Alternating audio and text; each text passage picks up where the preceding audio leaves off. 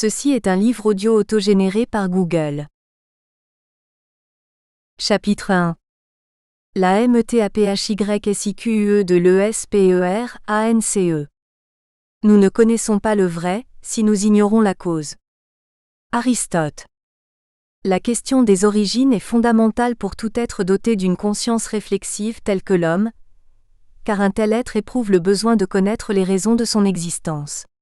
Or la question de l'origine se confond avec la question de la cause et se formule toujours par un pourquoi. Pourquoi j'existe ? Pourquoi autrui existe ? Pourquoi y a-t-il des femmes et des hommes ?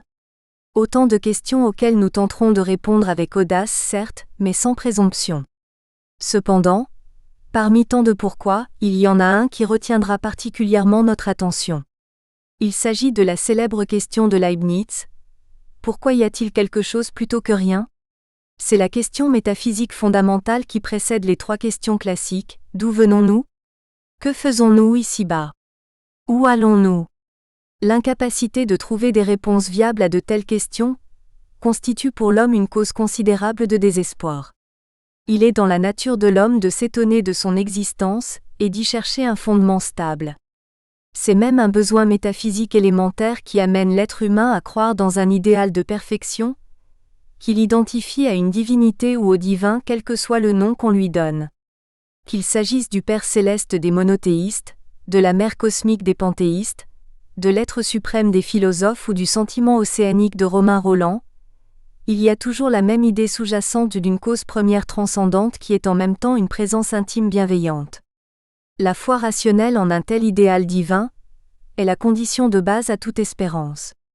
De ce point de vue, les vertus théologales pauliniennes de foi, charité et espérance sont intimement liées, car cet idéal divin est nécessairement un idéal d'amour comme nous allons amplement le montrer dans cette métaphysique de l'espérance.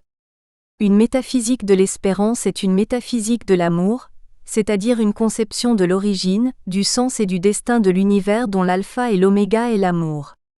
Dans ce chapitre nous apporterons donc en premier lieu une réponse possible à la question du pourquoi il y a quelque chose et non pas rien. Puis, la nature de notre réponse nous conduira à une incursion dans la métaphysique dualiste grecque et chinoise avec les notions de logo-éros et de yin-yang. Enfin, il apparaîtra que notre métaphysique de l'espérance est le fruit d'une rencontre entre une ontologie de l'amour et une morale de l'espérance. Pourquoi y a-t-il quelque chose plutôt que rien ? Voilà selon Leibniz, la question fondatrice de la métaphysique, ce que Heidegger confirmera amplement. Nous soutenons cette opinion de Leibniz, et nous étonnons même avec Heidegger qu'il ait fallu attendre aussi longtemps pour qu'un philosophe pose enfin cette question. À vrai dire, tous les philosophes se sont probablement posé indirectement cette question, mais Leibniz a eu le grand mérite de lui trouver la formulation la plus adéquate. Si la métaphysique est incontestablement une invention occidentale, il est difficile de se prononcer sur sa date de naissance. Peut-on déjà parler de métaphysique dans la philosophie grecque ? Ou alors est-elle une invention proprement chrétienne ? À notre sens, le questionnement métaphysique est déjà latent dans la philosophie grecque, mais en tant que telle, la métaphysique ne vient au jour qu'avec la philosophie chrétienne. À cet égard, il faut noter que le terme métaphysique n'existait pas chez les Grecs, et que la métaphysique d'Aristote n'est pas le nom originel donné par l'auteur à son œuvre, mais probablement une traduction philosophique chrétienne. En fait, le génie philosophique grec est plus ontologique que métaphysique. L'ontologie signifie d'après l'étymologie grecque, la science de l'être, tandis que la métaphysique est un au-delà de la physique. Les Grecs, fidèles en cela à la tradition ouverte avec Parménide, se posent avant tout la question de l'être, de son origine et de sa nature. En ce sens, la philosophie grecque ne trahit pas la cosmologie grecque qui refuse l'idée de création au même titre que la cosmologie indienne et chinoise. Le paganisme grec considère que la nature est divine en tant que telle, que le divin se confond avec le cosmos. Cela implique l'idée que l'univers est éternel et incréé. Bref, dans le cadre d'une telle cosmologie, toute interrogation sur le néant est caduque et par conséquent la question du pourquoi quelque chose plutôt que rien est absurde au sein d'une telle pensée. Il faut en conclure qu'une telle cosmologie rend impossible une pensée authentiquement métaphysique. On peut cependant se demander jusqu'à quel point les idées du démiurge platonicien ou du Dieu, premier moteur d'Aristote, ne s'éloigne pas déjà d'un pur paganisme pour annoncer le monothéisme? Platon, à travers son dialogue du Timée, présente la création de l'univers comme l'œuvre d'un démiurge, c'est-à-dire d'un dieu organisateur. Le dieu de Platon coexiste avec une matière première, au sein d'une sorte de chaos originel. Ce n'est pas le créateur de toute chose à partir de rien comme dans le christianisme, mais l'intelligence organisatrice qui met de l'ordre dans la confusion originelle. Ce n'est pas un créateur au sens fort du terme, mais plutôt un artisan ou un artiste cosmique. Ainsi, Platon admet une création esthétique du monde, mais pas une création ontologique. Ce Dieu informe un monde sans forme comme le sculpteur donne une forme à son bloc de marbre, mais il ne crée pas à partir de rien. C'est le Dieu architecte et non le Dieu créateur. Cependant, Platon ne fait pas de ce Dieu démiurge le Dieu suprême. Au-dessus de lui, il conçoit un Dieu suprême, le bien, qui n'a pas de relation avec la matière, cette dernière étant identifiée à un principe mauvais. C'est seulement avec l'idée chrétienne et plus spécifiquement augustinienne de création ex nihilo, que nous pouvons parler de création au sens fort, c'est-à-dire ontologique. L'idée de création ex nihilo affirme que Dieu a créé l'univers à partir de rien.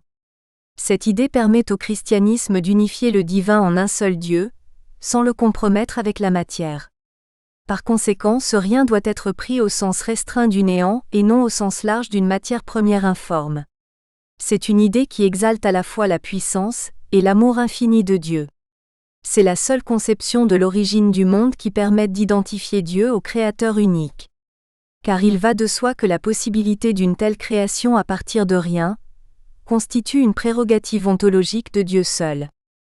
L'apparente absurdité d'une telle hypothèse métaphysique au regard du sens commun ne doit pas occulter son caractère plutôt génial, bien que paradoxal.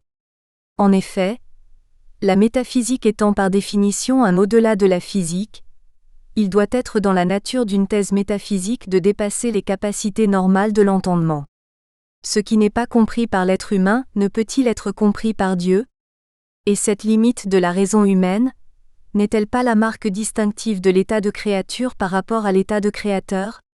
Cette limite imposée à la raison, n'est-elle pas nécessaire afin de laisser une place à la foi, l'amour et l'espérance, les trois vertus théologales pauliniennes? Voici un passage des Confessions où Augustin livre sa conception de la création ex nihilo.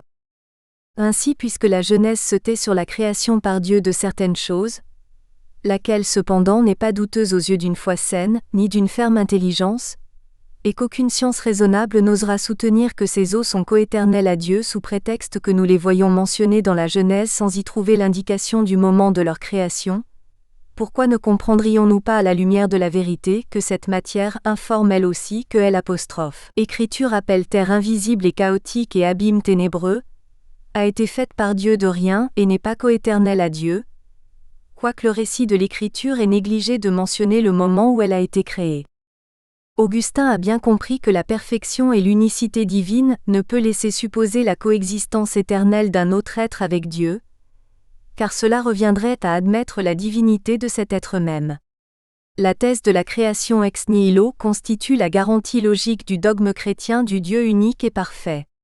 Or, ce dogme, qu'on l'accepte ou non, est de nature à alimenter l'espérance humaine.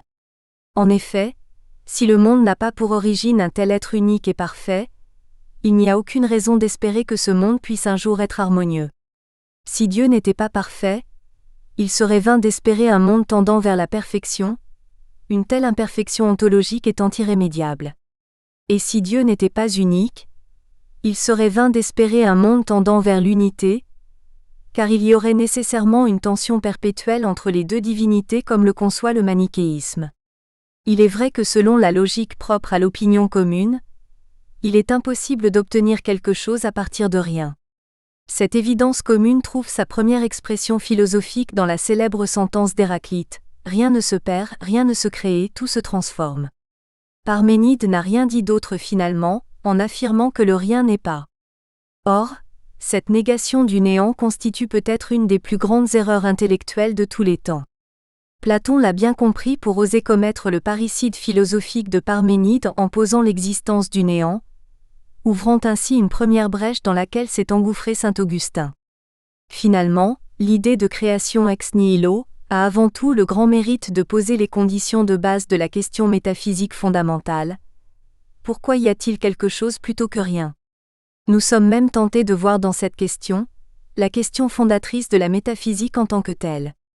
Ce n'est pas par hasard qu'une telle question n'a pu surgir que dans l'esprit d'un grand penseur chrétien comme Leibniz, car encore une fois, elle ne pouvait se poser sans le préalable de la thèse de la création ex nihilo. Pour le monothéisme, il y a quelque chose parce que Dieu est, et si Dieu n'était pas, il n'y aurait rien. C'est en fait Moïse qui initie le coup de génie de la métaphysique monothéiste, annonçant déjà implicitement l'idée de la création ex nihilo. Voici le passage biblique célèbre qui fonde les prémices de la métaphysique occidentale se confondant avec une ontothéologie. Dieu dit à Moïse, « Je suis celui qui est ». Par cette réponse énigmatique, Dieu révèle à Moïse qu'il est l'être par excellence. La tautologie vaut ici toutes les preuves possibles. Dieu affirme l'évidence première de son être. Dieu est d'ailleurs par définition, l'être pour lequel l'essence et l'existence ne font qu'un. Ainsi d'une façon très subtile, le fait que la conscience humaine se pose la question du pourquoi quelque chose plutôt que rien peut valoir comme preuve de l'existence de Dieu. Car seule, l'existence d'un être qui se définit comme Dieu permet de rendre compte de l'apparition soudaine de quelque chose, là où il n'y avait rien. La métaphysique occidentale, qu'elle soit d'inspiration théologique ou philosophique, tend à définir Dieu comme suit. Un être éternel, incréé, unique, absolu et infini. Cette définition de l'être divin exclut l'existence de la moindre altérité qui lui coexisterait. Dire qu'il crée à partir de rien, sous-entend en fait qu'il crée à partir de rien d'autre que lui-même. Dieu ainsi défini est une plénitude d'être, en quelque sorte trop pleine d'elle-même, d'où la nécessité de l'acte créateur. C'est précisément ici qu'intervient la notion d'amour dans sa signification la plus fondamentale, c'est-à-dire au sens ontologique. À travers l'acte de la création, Dieu se révèle aussi comme amour. Ainsi conçue comme création ex nihilo, la création divine est un pur don d'amour. Mais là encore, on ne comprend rien si l'on s'en tient à une vision trop humaine de l'amour. L'amour de Dieu est la source de tout amour, c'est pourquoi il dépasse toutes les autres formes d'amour. Ce n'est ni l'éros, ni l'agape, ni la philia pour reprendre la tripartition platonicienne, mais les trois à la fois et encore bien plus. La dualité éros-logo et la polarité yin-yang. Si la métaphysique occidentale a su exprimer d'une façon relativement complète une dualité verticale entre l'esprit et la matière, elle a en revanche d'importantes lacunes en ce qui concerne la polarité horizontale entre le masculin et le féminin ou le yin-yang, pour reprendre les termes plus profonds de la pensée chinoise. En outre, à bien des égards le dualisme entre l'esprit et la matière semble contestable, les impasses du cartésianisme étant là pour le confirmer. Par sa volonté mécaniste de rompre avec le vitalisme des Grecs anciens, Descartes a amené la métaphysique occidentale dans un malentendu fatal, malentendu dont nous subissons encore aujourd'hui les désastreuses conséquences. Cette double dualité entre d'une part, le caractère intérieur et la forme extérieure, et d'autre part la positivité et la négativité, constitue selon nous le fondement ontologique nécessaire à toute existence. À notre sens, la première a été ingénieusement pensée par la philosophie grecque, et la seconde subtilement méditée par la philosophie chinoise. C'est pourquoi nous préférons conserver respectivement une terminologie grecque et chinoise pour désigner ces deux dualités. Ainsi, nous distinguerons une dualité verticale éros-logo d'une polarité horizontale yin-yang. Il faut préciser que la compréhension de cette double dualité constitue en soi une forme de réponse à la question métaphysique fondamentale, du « d'où venons-nous ?». Partant du principe que la cause se manifeste au moins partiellement dans ses effets, nous espérons découvrir quelque chose de la cause originelle en étudiant les effets actuels, et ce avec l'idée de la double dualité comme fil directeur. La dualité éros-logo. En fait, la pensée grecque ne parle pas textuellement d'une dualité entre l'esprit et la matière, car elle refuse instinctivement toute séparation radicale entre l'un et l'autre. Aristote par exemple évoque la dualité entre eidos et il, traduit tant bien que mal par forme et matière. Pour lui, la vie résulte de l'union entre la forme et la matière, d'une information de la matière ou d'une matérialisation de la forme, sans qu'on puisse affirmer que le principe spirituel appartient à l'une plus qu'à l'autre. Pour Aristote, on ne peut tout simplement pas penser une âme sans corps, les deux entités étant consubstantielles l'une à l'autre. Sur ce plan, Aristote est d'ailleurs en rupture avec son ancien maître Platon. Ce dernier considère l'incorporation de l'âme comme une sorte de malédiction consécutive à une chute, sans que cela n'implique chez lui une dévalorisation du corps, contrairement à ce qui est souvent cru. Platon, tout en tendant à privilégier le logo, ne néglige pas l'éros, à qui il dédie son plus beau dialogue, le banquet. Le logo platonicien s'apparente au vrai et l'éros platonicien au beau, les deux trouvant leur point d'union dans le bien platonicien qui est le Dieu suprême. La vérité serait en quelque sorte l'intériorisation de ce bien, et la beauté son extériorisation. C'est finalement Plotin qui nous a donné l'intuition la plus approchante de ce que nous entendons par la dualité Eros-Logo, ce qui n'est pas surprenant quand on sait que ce dernier a été le dernier grand penseur grec, auteur d'un prodigieux effort de synthèse de ce que le génie de ce peuple avait produit de meilleur. Nous reproduisons ici un extrait du traité 38. C'est pourquoi c'est seulement lorsqu'un voit cette lumière qu'il est attiré vers la vie et l'esprit. Il est envahi alors par le désir de cette lumière qui court sur eux et il en éprouve de la joie.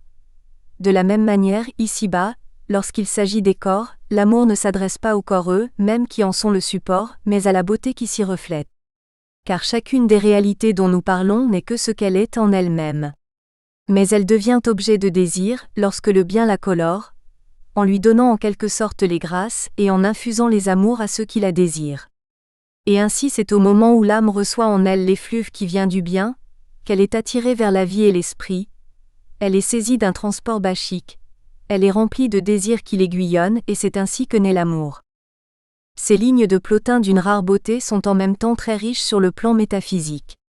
Ce texte nous intéresse d'autant plus qu'il manifeste une coïncidence entre le logo et l'éros, que nous nous devons d'approfondir. Pour Plotin, la connaissance implique conjointement le logo et l'éros, c'est-à-dire l'esprit et la vie selon la traduction de ce texte. Le bien plotinien correspond au divin, ce qui laisse entendre que la dualité entre la vie et l'esprit trouve son unité en Dieu. À notre sens, la dualité fondamentale qui caractérise l'être divin, et qui par conséquent se retrouve à tous les niveaux de l'univers, c'est bien ce que nous appelons la dualité Eros-Logo. Eros et Logo ne sont jamais que les deux facettes d'une même réalité, les deux fonctions primordiales de l'être. C'est tous les étangs, et c'est à juste titre que Plotin appelle cette relation l'amour. Les termes français qui correspondent d'après nous le mieux pour traduire l'éros et le logo sont le désir et la raison. Toute chose parce qu'elle est faite de raison et de désir ou encore d'intellect et d'affect pour employer d'autres termes. Mais nous préférons garder la notion d'éros et de logo, qui prête moins à confusion en raison de sa connotation plus cosmologique et moins anthropomorphique. Car encore une fois, il est question ici de principes universels qui ne concernent pas seulement la sphère humaine. Si l'on peut à la rigueur assimiler le logo à un caractère intérieur et l'éros à une forme extérieure, on peut plus difficilement identifier le premier à l'esprit et le second à la matière. Le fait est d'ailleurs qu'avec les découvertes récentes de la physique quantique, la notion de matière ne signifie plus grand-chose, et on lui substitue avantageusement la notion d'énergie, alors que la notion d'esprit a toujours été vague et abstraite d'un point de vue scientifique. Le logo est un principe directeur, une intelligence organisatrice, tandis que l'éros est une énergie créatrice, un élan vital pour parler comme Bergson. On peut supposer qu'en Dieu, le logo fut la source de l'intention créatrice, tandis que l'éros fut la source de l'action créatrice, et cela dans une parfaite simultanéité. Et s'il y a bel et bien un Dieu créateur de l'univers, il faut logiquement retrouver des traces de sa dualité fondamentale à tous les niveaux de la création. Il est également logique que la dualité Eros-Logo se manifeste avec plus de richesse chez les êtres les plus complexes. Ainsi, si l'homme est par excellence une créature logico-érotique, avec toutes les subtilités et les complexités que cela implique, aucun être, vivant ou inerte, le plus fruste qui soit, n'est dénué d'une telle dualité. En effet, même le morceau de matière le plus élémentaire comporte une nature directrice et une énergie attractive. C'est ainsi que chaque atome comporte un noyau central, et que les atomes s'attirent ou se repoussent mutuellement pour former des molécules et finalement des corps clairement identifiables. L'atome jouirait même d'une forme d'intelligence et d'affectivité, ce que des chercheurs très sérieux commencent à découvrir. Cela étant, il est évident que c'est dans le monde du vivant que cette dualité Eros-Logo prend toute sa richesse explicative. À bien des égards, on pourrait même définir le vivant comme le fruit d'une tension créatrice entre le logo et l'Eros. En effet, tout être vivant obéit à deux nécessités contradictoires qu'il doit essayer de concilier. Il s'agit d'une part de l'intérêt individuel à travers l'instinct de conservation, et d'autre part de l'intérêt de l'espèce à travers l'instinct de procréation. Il est évident que l'instinct de conservation appartient au domaine du logo, et que l'instinct de procréation appartient au domaine de l'Eros. L'instinct de conservation suppose chez tout être vivant une capacité d'adaptation à l'environnement, c'est-à-dire une forme de mémoire. Cette capacité est plus marquée chez l'animal, mais elle existe aussi chez le végétal. L'instinct de procréation suppose chez tout être vivant une tendance à sacrifier son individualité au bénéfice de l'espèce, l'acte sexuel s'accompagnant parfois de mort comme c'est le cas pour le mâle de la menthe religieuse. Ainsi, ce qu'on appelle l'intelligence et l'amour pour l'être humain, existe aussi à un degré moindre chez l'animal et même chez la plante. En outre, l'instinct de procréation fait intervenir au sein d'Eros une seconde dualité dont nous devons parler maintenant. La polarité yin-yang. C'est une chose que d'exister, mais autre chose que de se multiplier et de s'épanouir. Il existe donc une autre dualité fondamentale en marge de la dualité Eros-Logo, une dualité qui d'ailleurs concerne plus spécifiquement Eros. Pour plus de simplicité, nous utiliserons l'expression chinoise très à la mode de yin-yang pour désigner cette seconde dualité, qui plus précisément est une polarité. L'idée de dualité suppose une tension, tandis que la notion de polarité implique l'idée d'attraction, et c'est pourquoi nous la préférons pour l'évocation du couple yin-yang. Cette terminologie chinoise popularisée par le taoïsme a l'avantage d'intégrer la polarité sexuelle sans se limiter à elle. Sur ce plan de la polarité horizontale, la pensée chinoise nous paraît être plus complète que la pensée grecque qui lui est contemporaine, Socrate, Confucius et Lao Tse ayant vécu à peu près à la même époque autour du 5e siècle avant Jésus-Christ. Il n'est pas inopportun de rappeler ici que la notion chinoise de Tao recoupe globalement la notion grecque de logo. Or, la pensée chinoise conçoit la polarité yin-yang comme la manifestation de la complémentarité inhérente au Tao. Par conséquent, le yin-yang recouvre dans la pensée chinoise ce que la pensée grecque comprenait implicitement par l'Eros, mais ce avec une plus grande rigueur ontologique. Ce fut toutefois le grand mérite de Platon que d'évoquer la figure du dieu Eros, non seulement comme divinité de l'amour sexuel, mais aussi comme force cosmique unifiant les contraires. Il faut dire que depuis, aucun philosophe occidental n'a su évoquer cette polarité érotique mieux que lui. À ce propos, voici l'évocation par Platon du mythe d'Aristophane dans le Banquet dont voici un bref extrait. Sachez d'abord que l'humanité comprenait 3 genres, et non pas 2, mâle et femelle. Comme à présent non, il en existait en outre un 3e tenant des 2 autres réunis et dont le nom subsiste encore aujourd'hui quoique la chose ait disparu. En ce temps-là l'androgyne était un genre distinct et qui pour la forme comme pour le nom tenait des 2 autres, à la fois du mâle et de la femelle. La suite de ce mythe passionnant raconte qu'après leur orgueilleuse révolte contre les dieux de l'Olympe, ces androgynes ont été séparés en leurs 2 parties sexuées, ce qui les plongea dans la langueur du manque sexuel et les fit échouer dans leur coup d'état cosmique, l'amour et la guerre ne faisant pas bon ménage comme chacun sait. Il s'agit certes d'une manière subtile et originale d'expliquer l'attraction entre les sexes. Mais le problème du platonisme est qu'il tend à réduire l'attraction sexuelle en particulier et le désir en général à une conséquence d'un sentiment de manque, ce qui revient tout de même à les dévaloriser quelque peu. En outre, ce mythe d'Aristophane tend à réduire l'Éros à sa dimension sexuelle, c'est pourquoi le dialogue de Platon le dépasse largement. À notre sens, le grand mérite du taoïsme, c'est d'avoir implicitement donné à l'Éros un sens plus large encore que la pensée grecque. En effet, la polarité yin-yang donne à l'Éros une dimension non plus seulement biologique et psychologique, mais proprement ontologique. Du même coup, Il fait entrer la sexualité dans un registre nouveau où l'Occident n'a pas l'habitude de la trouver.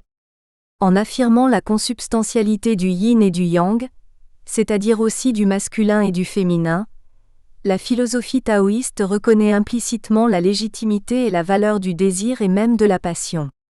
En effet, si les deux sexes ont toujours existé comme le présuppose le taoïsme, l'attraction de l'un pour l'autre ne saurait être la conséquence d'un accident ou d'un manque, mais au contraire, elle constitue la manifestation de la loi universelle.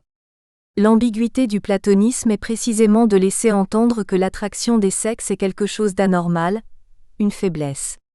Tout se passe un peu comme si Platon lui-même avait conscience de ce problème, ce qui explique qu'il a aussi fait l'éloge vibrant d'Eros, le dieu de l'amour, unificateur de tous les contraires. Mais le christianisme augustinien, d'inspiration platonicienne, n'aura pas tout le sens de la répartie du grand philosophe grec, ni même de saint Augustin lui-même, et il tendra à réduire malheureusement la sexualité à la sphère du péché.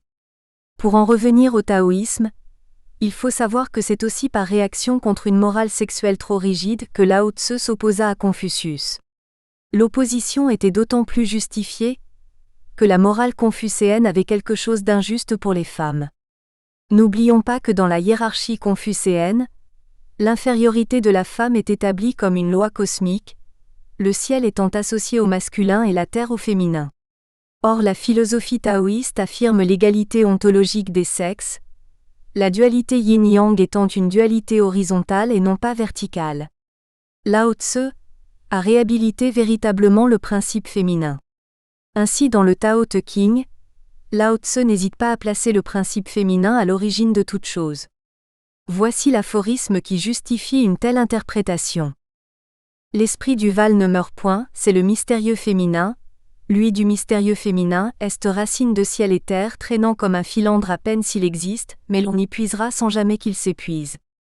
Cependant, si le taoïsme affirme implicitement l'égalité ontologique entre les principes féminins et masculins, il n'en affirme pas moins les différences essentielles entre l'un et l'autre. Sans dresser un tableau exhaustif de tous les couples yin-yang, nous proposons la série suivante qui nous paraît très évocatrice. Le yang c'est l'actif, le convexe, le pique, le chaud, le sec et le mâle par opposition au passif, au concave, à la vallée, au froid, à l'humide et à la femelle qui est yin. On peut remarquer d'ailleurs que sur un plan psychologique et physiologique, les caractéristiques yang correspondent assez bien à l'homme, et les caractéristiques yin à la femme. Ainsi le taoïsme nous enseigne implicitement que l'être originel est un androgyne principiel, ou en d'autres termes que Dieu est à la fois un père et une mère.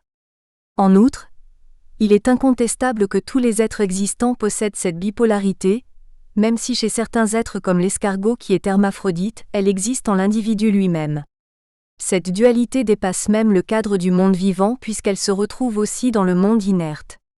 Ainsi en électricité on parle de pôle positif et de pôle négatif, les deux s'attirant ou encore de prise mâle et de prise femelle, ce qui est pour le moins suggestif.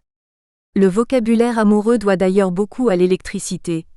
Le coup de foudre, le courant passe, être sur la même longueur d'onde, ou encore ça fait des étincelles. Le taoïsme est donc sans aucun doute la philosophie qui explique de la manière la plus complète et la plus profonde la complémentarité du masculin et du féminin. De plus est, le grand mérite du taoïsme est de ne pas réduire la polarité entre le yin-yang, le féminin et le masculin à sa dimension sexuelle.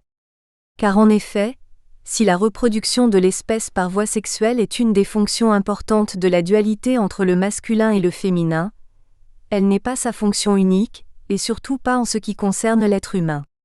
D'ailleurs, les notions de féminité et de masculinité ne recoupent pas toujours le fait d'appartenir à l'un ou à l'autre des deux genres sexuels. Dans la mesure où le taoïsme conçoit que tout est en mouvement perpétuel, il est naturel pour elle que l'homme puisse se montrer féminin et la femme masculine. Dans certaines circonstances, l'homme et la femme sont deux êtres à la fois très différents et très semblables, qui sont destinés à expérimenter des relations de complémentarité harmonieuses. Le fait qu'il y ait du yin dans le yang et du yang dans le yin illustre parfaitement cette idée de complémentarité. D'ailleurs, dans la pensée chinoise, le yin et le yang sont toujours simultanément présents l'un à l'autre, ils sont coprésents. C'est cette coprésence du yin-yang qui constitue la base de l'harmonie universelle.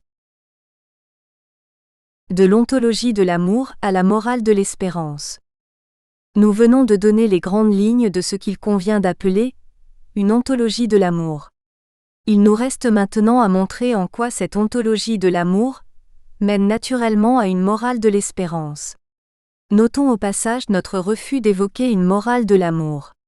L'idée d'une morale de l'amour présuppose l'idée d'un amour immoral, c'est-à-dire une scission entre un bon et un mauvais amour, ce qui ne peut avoir de sens dans notre perspective d'une métaphysique de l'espérance. En effet, si l'amour est divisé, par exemple entre sa dimension charnelle et sa dimension spirituelle, nous sommes déjà dans une logique du désespoir. Or précisément, pour l'instant, nous voulons faire abstraction d'une telle logique et demeurer sur le plan d'un idéal originel que nous présumons hypothétiquement. Dans son essence originelle, l'amour ne peut qu'être un, Eros, agape et philia n'étant que les différentes manifestations d'une seule et même réalité. En revanche, de par son caractère subjectif, l'espérance constitue d'emblée une réalité morale. L'espérance suppose un acte de volonté, un choix libre, une initiative réfléchie. L'espérance suppose une conscience capable d'anticiper le temps, de se libérer de son joug pétrifiant. Bref, l'espérance est une caractéristique exclusivement humaine, mais pas l'amour. Certes, l'amour prend une dimension beaucoup plus riche chez l'être humain que chez tous les autres êtres connus. Chez l'être humain, l'amour n'a pas seulement une fonction biologique, liée à la reproduction de l'espèce, mais aussi une fonction psychologique d'accès à un plaisir partagé et à un épanouissement mutuel avec autrui, et même une fonction spirituelle plus difficile à caractériser. Comme nous allons essayer de le montrer, c'est précisément de par sa dimension spirituelle que l'amour coïncide avec l'espérance. C'est à partir d'une double tentative de définition de l'amour et de l'espérance que nous allons faire ressortir le lien intime qui relie les deux notions. L'amour, si tant est qu'il est définissable, peut être défini comme une force attractive, physique ou spirituelle, qui pousse deux êtres à s'unir. En tout cas, il s'agit là de la définition la plus large possible, laissant la voie ouverte à une infinité d'adaptations selon le niveau d'existence où l'on se place. L'avantage de notre définition minimale est qu'elle vaut aussi bien pour la réalité électronique que pour la réalité humaine. Nous définirions l'espérance comme un parti pris en faveur du bonheur ou en d'autres termes, l'impatience d'un désir qui devance en imagination sa réalisation concrète. En ce sens, l'espérance est une anticipation directive sur le temps à venir. Ce qui d'emblée est ici commun aux deux notions, c'est l'idée d'attraction. Dans l'amour, il s'agit bien d'une attraction spatiale entre deux êtres qui cherchent à coïncider dans le même lieu, concret ou symbolique, tandis que dans l'espérance, nous avons l'attraction temporelle exercée par le futur sur une conscience. En somme, dans tout amour, il y a une espérance et dans toute espérance, il y a un amour. L'être par excellence pour lequel existe cette coïncidence entre l'amour et l'espérance, c'est l'être humain. Ce dernier ne peut aimer sans espérer, ni espérer sans aimer. L'acte d'aimer est en soi un acte d'espérance. Celui qui aime anticipe l'avenir par l'ardeur de son désir, et s'expose au nom de l'amour au plus grand risque, celui de la trahison de l'autre et de sa propre désillusion. L'être qui aime comme l'être qui espère partage la naïveté bienveillante de celui qui ne peut voir que l'idéal. L'espérance est l'amour de la vie, tandis que l'amour est la vie de l'espérance. L'espérance est l'amour de la vie, parce qu'elle risque le désespoir pour la vie, qu'elle fait toujours confiance à la vie et lui pardonne même ses trahisons. L'amour est la vie de l'espérance, parce qu'il entretient sa flamme quand elle menace de s'éteindre, et lui montre que c'est lorsqu'elle croit avoir tout perdu qu'elle a gagné l'essentiel, l'amour. L'amour est la matérialisation de l'espérance, tandis que l'espérance est la spiritualisation de l'amour. L'être qui espère ne sait pas clairement ce qu'il espère, jusqu'à ce qu'il rencontre l'amour qui constitue la concrétisation de son aspiration la plus profonde. L'être qui aime ne sait pas vraiment ce qu'il aime, jusqu'à ce que l'espérance d'aimer et d'être aimé à nouveau lui fasse réaliser que c'est l'amour lui-même qu'il aimait. Nous trouvons une belle confirmation de ces intuitions sur l'amour et l'espérance dans un texte de Jean-Yves Leloup. Certains disent que seul l'amour suffit. Évidemment, je dis oui.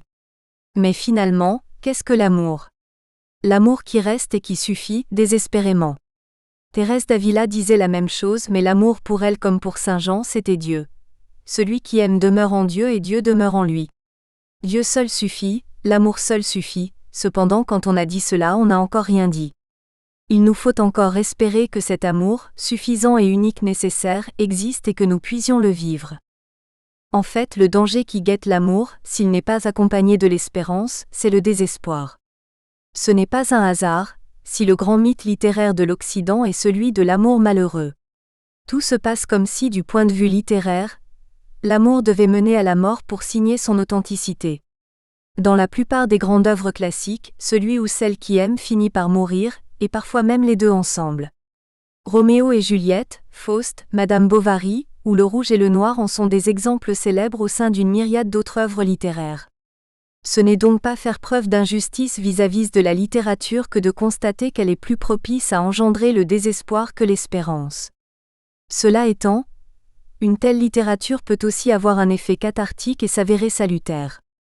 Comme tout poison, quel délicieux poison, la littérature peut aussi constituer un remède au désespoir comme nous le verrons plus loin.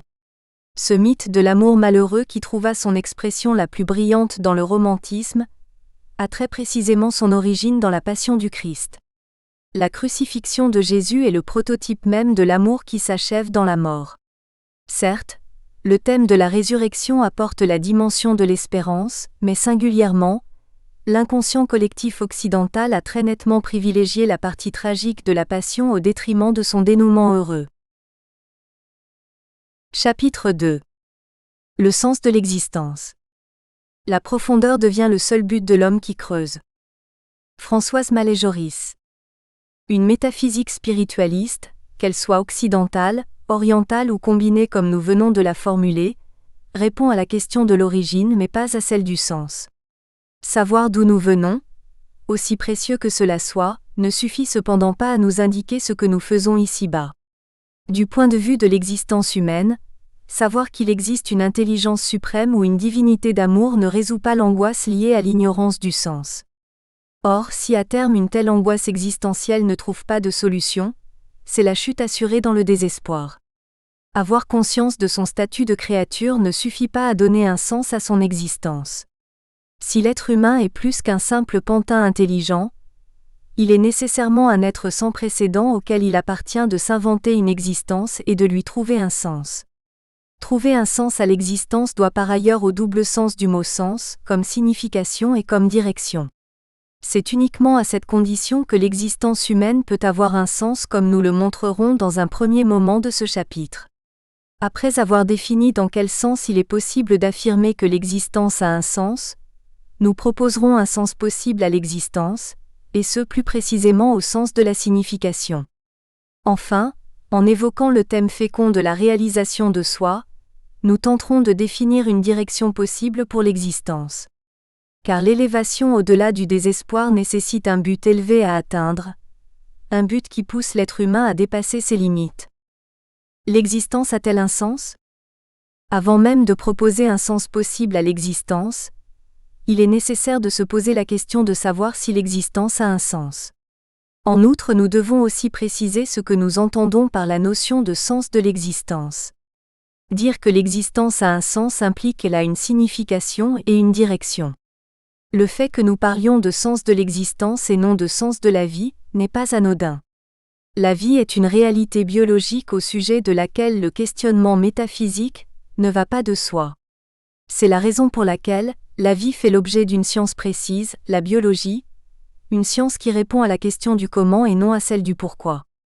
En revanche, l'existence est une réalité proprement ontologique, et donc naturellement objet de la réflexion métaphysique privilégiant le pourquoi au détriment du comment. Il se trouve que l'être humain appartient simultanément à la réalité biologique et à la réalité ontologique. L'homme vit en tant qu'être biologique, mais il existe en tant qu'être ontologique. Jusqu'à une période de l'histoire de la pensée relativement récente, la philosophie a toujours affirmé d'une façon ou d'une autre que l'existence avait un sens. C'est à partir du XXe siècle qu'un nouveau courant philosophique affirmera pour la première fois l'absence radicale de sens à l'existence. Il s'agit du nihilisme. Si de nombreux auteurs se rapprochent de cette position philosophique, aucun ne va jusqu'à ses conséquences ultimes, ce qui est tout de même assez significatif. Il suffit de songer pour cela aux grands penseurs qui ont flirté avec le nihilisme. Ainsi, Nietzsche qui déclare la mort de Dieu s'empresse-t-il d'édifier un nouveau sens de l'existence, sens donné par la morale du surhomme. Foucault, le prophète du néant, dépasse son maître philosophique en déclarant la mort de l'homme, ce dernier n'ayant pu survivre à la mort de Dieu. Cependant Foucault échappe au désespoir radical d'un nihilisme intégral, en posant la possibilité de la construction d'un nouvel homme à l'aide de structures artificielles et notamment du langage. En apparence, c'est l'auteur roumain Cioran qui va le plus loin dans le désespoir nihiliste, mais ces textes ont un accent si extrême qu'on ne sait pas très bien quelle portée réelle il faut leur accorder. En réalité, il nous paraît plus conforme à la vérité d'opposer en philosophie le camp de ceux qui affirment que l'existence a un sens préétabli au camp de ceux qui affirment que ce sont les hommes qui donnent un sens à leur existence. En fait, en affirmant que l'existence n'a pas de sens, nous sortons de la philosophie, car alors toute pensée est absurde. Par contre, il est possible philosophiquement de concevoir que le sens n'est pas donné a priori, mais qu'il s'agit pour le sujet pensant qu'est l'homme d'en découvrir un a posteriori. En d'autres termes, le fait que l'existence soit apparemment dénuée de sens ne signifie pas qu'elle n'en ait pas. C'est la responsabilité de l'homme d'en trouver un, ou même d'en créer un selon qu'il est croyant ou athée. Telle est l'affirmation de l'existentialisme dont le père est Kierkegaard et le précurseur Pascal. Ce doute dans lequel nous plonge un Dieu mystérieux est la cause d'une angoisse métaphysique, susceptible de nous plonger dans le plus profond des désespoirs. Mais pour Kierkegaard, l'homme doit passer par cette angoisse et ce désespoir pour devenir véritablement homme, ce en quoi il n'a certainement pas tort. Si Kierkegaard est un auteur difficile, voire ambigu, c'est peut-être parce qu'il a eu l'audace de remettre en question toute la métaphysique traditionnelle sans pour autant se débarrasser de Dieu. Il est vrai que l'affirmation traditionnelle d'un Dieu donnant le sens de notre existence à travers ses décrets éternels est d'une lourdeur métaphysique un peu étouffante. L'existentialisme est en ce sens une véritable philosophie de la libération. Jean-Paul Sartre, un des plus brillants fils spirituels de Kierkegaard, trahira son père en se débarrassant de l'idée de Dieu jugée trop encombrante. Dans l'existentialisme est un humanisme, Sartre reproche à l'existentialisme chrétien son incohérence et prône la supériorité de l'existentialisme athée dont il est le principal représentant. Pour Sartre, la vie n'a pas de sens a priori. Il appartient à l'homme de lui en donner un. Voici ce que Sartre nous dit. Au fond, les valeurs ne sont pas sérieuses, puisque vous les choisissez. À cela je réponds que je suis bien fâché qu'il en soit ainsi, mais si j'ai supprimé Dieu le Père, il faut bien quelqu'un pour inventer les valeurs. Il faut prendre les choses comme elles sont. Et par ailleurs, dire que nous inventons les valeurs ne signifie pas autre chose que ceci: la vie n'a pas de sens a priori. Avant que vous ne viviez la vie, elle n'est rien, mais c'est à vous de lui donner un sens et la valeur n'est pas autre chose que ce sens que vous choisissez. Par là, vous voyez qu'il y a possibilité de créer une communauté humaine. Ainsi, bien que Sartre nie tout sens préétabli à la vie, il n'en affirme pas moins la nécessité pour l'homme de lui en donner un, cela étant la condition même de toute existence communautaire. C'est même dans cette création de sens que réside la dignité de l'homme. Pour Sartre, c'est à travers ses actes que l'homme donne un sens à son existence. C'est pourquoi Sartre affirme que l'homme est ce qu'il se fait. C'est parce qu'il voit en l'être humain un créateur de valeurs et de sens, que Sartre échappe au désespoir inhérent à l'athéisme traditionnel. L'athéisme sartrain est un athéisme de l'espérance, bien que ce soit au prix de l'angoisse de la responsabilité. L'existentialisme sartrain est indiscutablement un humanisme, car affirmer que l'homme est un être capable de donner lui-même un sens à son existence revient à élever l'homme très haut, à en faire en quelque sorte son propre Dieu, ce qui est le rêve secret de tout humanisme. Si pour Sartre, l'homme est capable d'inventer le sens de son existence, c'est parce qu'il est libre. Le fait est que si l'homme n'était pas libre, il ne pourrait en aucun cas donner du sens à son existence. La liberté est la condition sine qua non du sens, car la nécessité est aveugle, et l'existence d'une marionnette n'a de sens que pour son créateur. En définitive, l'exemple de Sartre montre à quel point il n'est pas dans la nature de la philosophie, même athée et matérialiste, d'affirmer que l'existence n'a pas de sens. En tout cas, même si l'existence n'a pas de sens a priori, il est toujours possible de lui en donner un, et c'est bien là l'essentiel. Cela revêt une grande importance au sein de notre démarche consistant à nous élever au-dessus du désespoir. En effet, après ce que nous venons de voir, nous pouvons dire que l'existence a soit un sens a priori, ou soit elle en a un a posteriori, l'homme ayant la capacité de lui en donner un. Il est vrai que ce constat ne change rien à la réalité du désespoir, et qu'en face des souffrances concrètes et sordides, la philosophie n'est qu'une pâle et amère consolation. De plus est, même si l'existence a un sens, encore faut-il le trouver pour échapper au désespoir métaphysique. Et s'il appartient à l'homme de lui en donner un, encore faut-il qu'il en soit capable, ce qui est loin d'être acquis. Pourtant, le fait est que la philosophie nous porte plus naturellement vers l'espérance que vers le désespoir.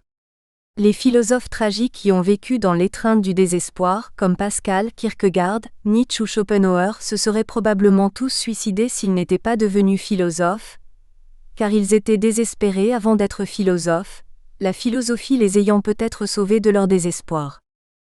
Toute philosophie est une quête de sens et une quête qui réussit toujours, car toute philosophie est une proposition de sens.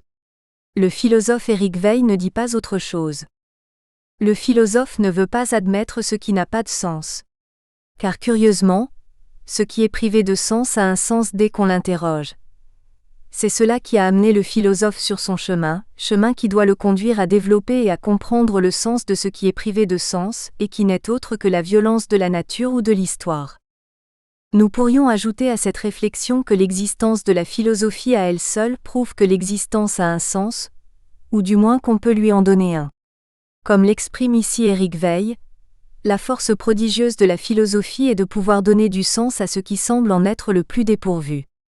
Ainsi, la philosophie hegélienne, que Veil admirait beaucoup, a su donner un sens aux événements les plus tragiques et les plus sanglants de l'histoire humaine. Mais n'est-ce pas là justement un des dangers de la raison en général, et de la philosophie en particulier, que de vouloir donner un sens aux événements les plus insensés ? La recherche d'un sens à tout prix n'est-elle pas la porte ouverte aux justifications les plus inacceptables ? Et peut-on justifier tous les errements de l'histoire au nom de la nécessité du sens ? C'est de telles questions qui animent la réflexion philosophique d'un écrivain comme Albert Camus. Ce dernier a eu le grand mérite de dénoncer les dérives morbides du rationalisme, et n'a pas eu peur de dénoncer le crime logique accompli par la pensée totalitaire de son temps, qu'elle soit de droite ou de gauche. En revanche, nous suivons moins Camus dans son constat de l'absurdité de l'existence, constat qui rend toute recherche de sens vaine et inutile. Cependant, si pour Camus l'existence n'a pas de sens, puisqu'elle est absurde, la vie elle peut en recevoir un. Albert Camus précisément a su donner un sens très fort à sa vie en s'engageant toujours en faveur de la dignité humaine comme en témoignent ses principaux romans. Ce qui pour lui est absurde, c'est la condition humaine en société et dans l'histoire, mais non pas la vie qu'il aimait de façon charnelle. C'est d'ailleurs Camus qui nous a inspiré la distinction entre l'existence et la vie, bien que nous ne soyons pas d'accord avec sa valorisation du vital au détriment de l'existentiel. C'est d'ailleurs par cette exaltation de la vie que Camus se démarque le plus nettement de Sartre. Ainsi pour Camus, l'existence n'a pas de sens, mais la vie en a un. En affirmant que l'existence est absurde, Camus n'a rien fait d'autre que de manifester sa révolte contre la métaphysique occidentale et ses contradictions. Mais encore une fois, entre l'affirmation du sens de l'existence selon la métaphysique traditionnelle et le refus de donner le moindre sens à l'existence, il existe une infinité d'intermédiaires. Peut-être bien que Camus, paradoxalement, a su mettre le doigt sur le sens fondamental de l'existence lorsqu'il affirma à la fin de son essai Le mythe de Sisyphe qu'il faut imaginer Sisyphe heureux. Voici le texte en question. Je laisse Sisyphe au bas de la montagne. On retrouve toujours son fardeau. Mais Sisyphe enseigne la fidélité supérieure qui nie les dieux et soulève les rochers. Lui aussi juge que tout est bien. Cet univers désormais sans maître ne lui paraît ni stérile, ni futile. Chacun des grains de cette pierre, chaque éclat minéral de cette montagne pleine de nuit à lui seul forme un monde. La lutte elle-même vers les sommets suffit à remplir un cœur d'homme. Il faut imaginer Sisyphe heureux.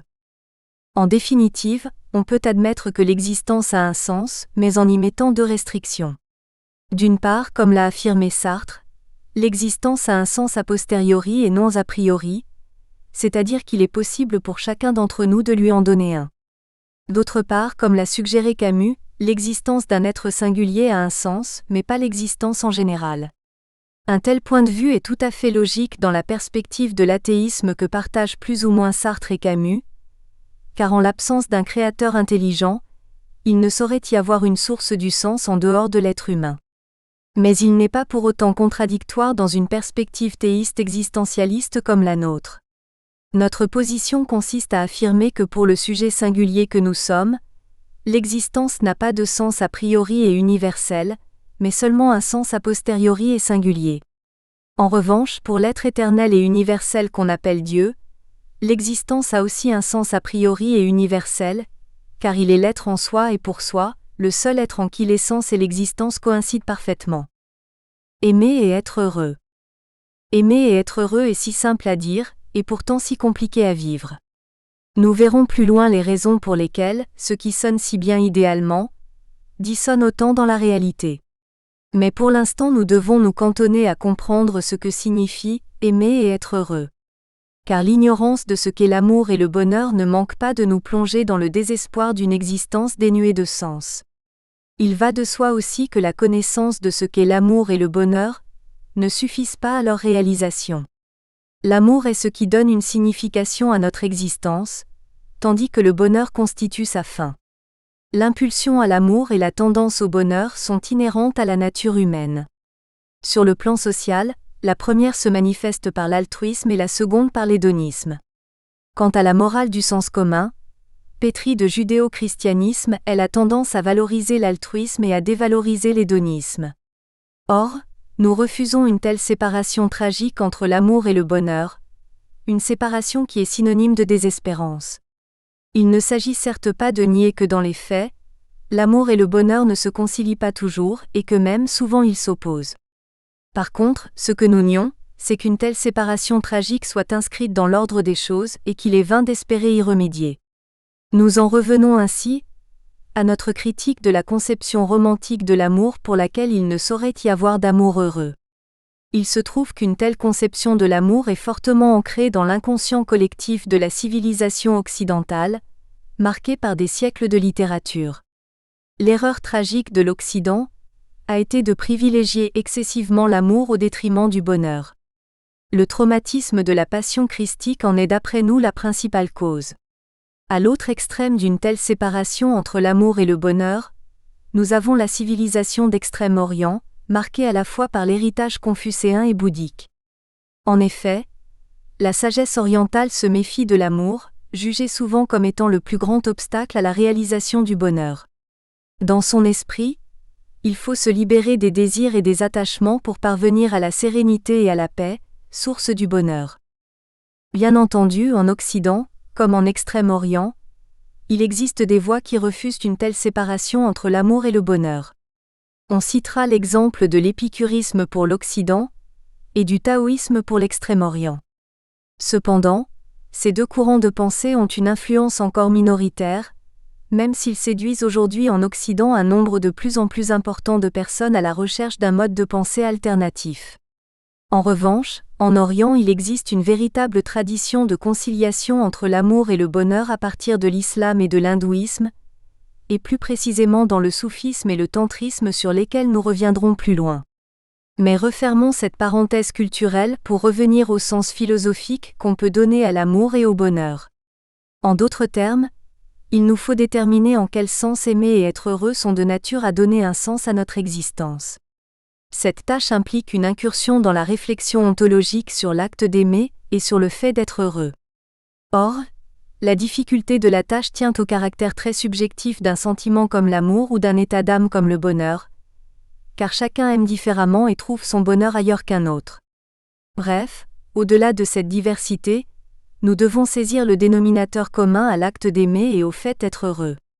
Cette démarche n'est pas motivée par une simple curiosité spéculative, mais par un réel souci de fournir les bases conceptuelles d'une solution au problème du désespoir. Le sens commun, d'une part par simple paresse intellectuelle et d'autre part par participation au mythe romantique, tend à concevoir l'amour comme un pur mystère et le bonheur comme une grâce inexplicable. Il sépare implicitement le genre humain entre les chanceux, bénis par l'amour et le bonheur, et les malchanceux qui en sont délaissés. Or, une telle loterie existentielle est désespérante pour les malchanceux, et plutôt angoissante pour les chanceux, car la roue du destin tourne très vite. Le fatalisme engendre plus naturellement le désespoir que l'espérance. Car que peut-on espérer si tout est déjà prévu? La philosophie se doit de dépasser le sens commun, non pas parce que ce dernier fait toujours fausse route, mais parce que même quand il a raison, il ne sait pas pourquoi. En ce qui concerne précisément la question de l'amour et du bonheur, le sens commun fait d'après nous franchement fausse route. Car contrairement à l'idée qu'il répand, aimer et être heureux sont des choses qui s'apprennent. Il existe à la fois une volonté et un art d'aimer et d'être heureux. Mais pour pouvoir vouloir aimer et être heureux, il faut d'abord savoir ce que l'on veut. En d'autres termes, il nous faut ici livrer la signification existentielle de l'acte d'aimer et du fait d'être heureux. Nous évoquerons en premier lieu l'acte d'aimer. Dans le chapitre précédent, nous nous sommes longuement penchés sur la dimension ontologique de l'amour. Maintenant nous abordons la dimension existentielle de l'amour, c'est-à-dire l'amour en tant que rapport spécifique d'un être humain à son prochain. Comme entrée en matière, nous proposons le texte suivant de Louis Lavelle. Par un merveilleux paradoxe, c'est si je cesse de me regarder et si je regarde ceux qui m'entourent que je me connais moi-même sans avoir songé à le faire. C'est quand je cesse de poursuivre mon propre bien et que je cherche celui des autrui que je trouve aussi le mien. Tout rayon de lumière doit éclairer le monde avant de venir m'éclairer moi-même. Toute action qui m'enrichit est une action désintéressée, et je ne grandis que par mes sacrifices. Ainsi, le monde n'est ce qu'il doit être, sa parfaite unité ne se réalise que si dans cette réciprocité qui unit entre eux tous les êtres, chacun d'eux fait pour les autres précisément ce qu'il refuse de faire pour lui-même, mais il obtient ainsi par l'abdication du désir, beaucoup plus que son désir ne pouvait attendre ou espérer, non point parce que les autres à leur tour n'agissent que pour lui, car cette habileté du désir n'en change pas le sens, mais parce que l'action qui n'a aucun arrière-goût de jouissance est aussi la seule qui élève et qui me fortifie. Dans ce très beau texte, Louis Lavelle exprime avec profondeur l'essence intime de l'amour altruiste, l'agape. Ce texte constitue sans nul doute une des formulations la plus convaincantes de l'idéal d'amour chrétien. Pour Lavelle, aimer c'est passer par le détour de l'autre pour revenir à soi, enrichi par une telle rencontre avec son alter ego. C'est tout le contraire de l'attitude narcissique qu'il dénonce, attitude qui consiste à refuser justement ce salutaire détour par l'autre. Pourtant, nous n'adhérons pas totalement à la conception lavelienne de l'amour, bien qu'elle soit par ailleurs tout à fait admirable. Elle demeure à notre sens trop marquée par l'idée chrétienne du sacrifice nécessaire, idée qui implique la tragique séparation entre l'amour et le bonheur. Louis Lavelle est d'ailleurs conscient d'une telle séparation comme le révèle la dernière phrase de son texte. En effet, affirmer que seule l'action qui n'a pas un arrière-goût de jouissance puisse nous élever et nous fortifier, revient à une dévalorisation de l'hédonisme que nous ne partageons pas. En réaction contre cette dévalorisation chrétienne de l'hédonisme, est apparue au XIXe siècle la philosophie de l'utilitarisme. Ainsi, dans la lignée de l'épicurisme, le philosophe anglais John Stuart Mill érige le bonheur en valeur suprême. Voici un de ses textes qui résume le mieux l'essentiel de sa philosophie. La croyance selon laquelle le fondement de la morale est l'utilité ou principe du plus grand bonheur, affirme que les actions sont bonnes dans la mesure du bonheur qu'elles donnent, mauvaises, si elles ont pour résultat de produire le contraire du bonheur. Par le mot bonheur est entendu le plaisir ou l'absence de souffrance par malheur, la souffrance et l'absence de bonheur. Le plaisir et l'absence de souffrance, voilà les seules choses désirables, soit pour le plaisir inhérent en elles, soit comme moyen de se procurer le plaisir, d'écarter la souffrance. Bien que d'apparence triviale, les idées de Stuart Mill ont le mérite de la clarté et du bon sens. Comme déjà chez Épicure, on retrouve chez Stuart Mill l'identification du bonheur à la vertu. Mais de manière significative, l'utilitarisme rompt avec l'ascétisme épicurien, puisqu'il prône un bonheur dans l'action et non dans la méditation. Ainsi, nous pouvons encore moins nous joindre à la vision de Stuart Mill qu'à celle de Louis Lavelle. La position utilitariste pose problème, dans la mesure où elle fait abstraction de l'autre.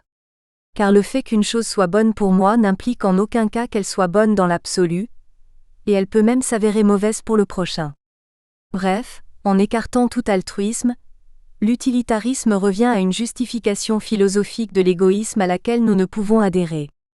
Il s'agit d'une philosophie qui sacrifie l'amour au bonheur, et qui par conséquent consacre la séparation tragique entre l'amour et le bonheur inhérente à la culture occidentale. L'alternative proposée par la culture occidentale entre l'amour et le bonheur est particulièrement désespérante sur le plan moral. Nous espérons que vous avez apprécié cet aperçu. Pour continuer à écouter ce livre audio sur Google Play Livres, utilisez le lien dans la description de la vidéo.